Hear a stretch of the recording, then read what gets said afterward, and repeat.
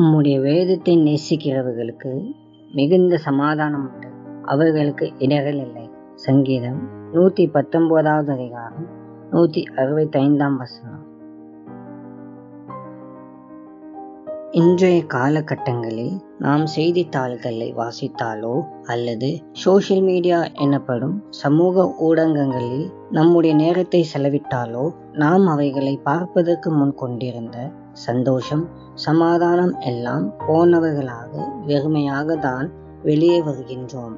ஆனால் நாம் பரிசுத்த வேதாகமத்தை வாசிப்பதில் நம்முடைய நேரத்தை செலவிட்டாலோ நாம் அதை வாசிப்பதற்கு முன் கொண்டிருந்த சந்தோஷம், சமாதானம் எல்லாவற்றையும் விட அதிகமாக பெற்று கொண்டவர்களாக வெளியே வருகிறோம்.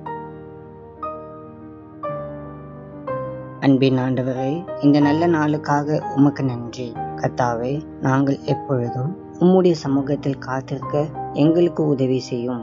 நீர் எங்களுக்கு சந்தோஷத்தையும் சமாதானத்தையும் எங்களுக்கு தருவதற்காக நன்றி.